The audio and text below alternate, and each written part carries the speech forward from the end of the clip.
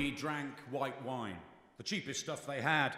It was only a couple of dollars a bottle, so you could put a good few glasses away without having to dig too deep into your purse. The $2 chuck, Sonny called it. You make your profits from the cheaper stuff. You remember that. That's the shit you push. Marcia topped up Ruby's glass, put down a clean coaster, and slid a fresh bowl of peanuts across. She said, I love this song. She stood and mouthed a couple of lines, watched the woman nod and pull her drink towards her. There might have been a little too much makeup, but everything else was looking pretty good, Marcia thought. No grey roots showing, and there was no way that bag and those shoes had come from Target or Marshall's. For your time, this one, right? A golden oldie. The woman nodded again and took a drink, and Marcia was already moving away, towards a college kid who'd been trying to catch her eye, waving a 20 from the other end of the bar. Not everyone wanted to talk. It had taken Marcia a while to figure that out. I mean, why would anyone go to a bar in the first place if it wasn't about making contact in some way, talking, whatever, meeting people? If it was just about drinking, you could do that at home. Cheaper too, right? This was before she'd done the job a while, before she'd worked out that for some people, home was what you were trying to get away from. Home and the people in it.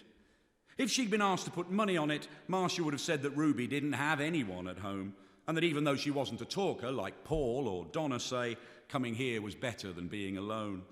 Marcia wouldn't have spent too long trying to work out why that might be, but then she'd already seen Ruby in that parking lot that time, seen the two of them, seen something familiar. It was 10 years now since Marcia's mom had gotten sick, 10 years since she'd come home to take care of her. There was an elder brother somewhere, but Marcia had always known it would be down to her in the end, and she'd been happy enough when the time came. By then, there hadn't been a fat lot to give up career-wise, 40, and her own little girl already gone. She'd sold her mum's place easily enough, but that hadn't been worth a lot, and even though she'd sold anything else she could think of at the time to raise a few dollars, it barely covered the cost of the care home. The fees at that place were just crazy, and with money running out fast, Marcia was still working as many shifts as she could just to put something away for the time her mum had left, as well as trying to pay her own rent and keep her crappy little Toyota on the road. So far, she'd been happy in this place. There were other joints that maybe paid another $1 or $1.50 an hour, but it suited her. Carlos and the other guys in the kitchen were okay, and Sonny was a decent enough boss. He was only a kid, but he cut her some slack.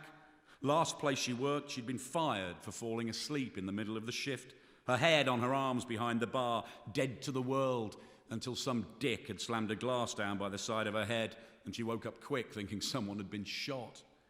They'd called that night before she'd seen Ruby in the parking lot, the people from the care home. Adriana, who worked on the reception over there, had been as nice and polite as always, telling her there was no need to panic, that there was probably nothing at all to worry about. Your mum's having a bad night, that's all.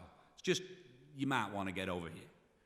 Sonny had said it was okay, so Marcia had asked Chrissy to cover for her, thrown her coat straight over her uniform, and headed out as quickly as she could. Early next morning, scratchy-eyed at the bus stop on the way home, she had watched the two of them talking by a nice-looking Chevy. Ruby and some guy, older maybe. The sun hadn't quite struggled up yet, and there wasn't much light in the parking lot. Just the bleed from a street lamp and the neon sign crooked on the side of the building behind them. Marcia had pulled her coat tighter as the wind had picked up. She had tried not to stare, but it was such a perfect little tragedy played out in dumb show. A hand on a sleeve. Another reaching for the door of that nice-looking Chevy. In the end, she was grateful when the bus rumbled into view and she could turn away from it. A need, a foolishness she recognized. Well, it's Friday night at the Tulip Hotel. Ruby is here, Spencer as well. Everything's easy between 8 and 12. Every Friday at the Tulip Hotel. His car's on the roadside, hers by the door, so no one will know that they've been here before. Every Friday's been going on for years. The Tulip Hotel, Hoboken.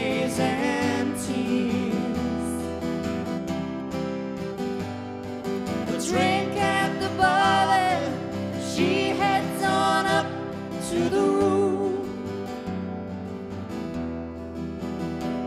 He gives her a moment, then follows her up for the bitterest of sweet rendezvous.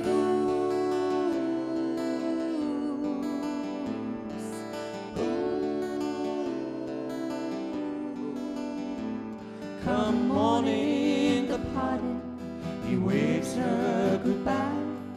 No time for laughter, still time to cry.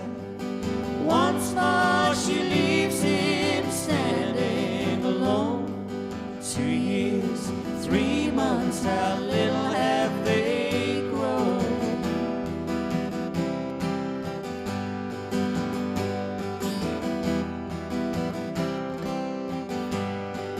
How could she know that he wouldn't show up next time? Did the wife and the children, the fear and self-loathing, weigh far too heavy on his mind? This time, there's no point in calling, she'll get no reply. The reasons for deceiving you can't justify. The truth is, she knows that she got what she deserved.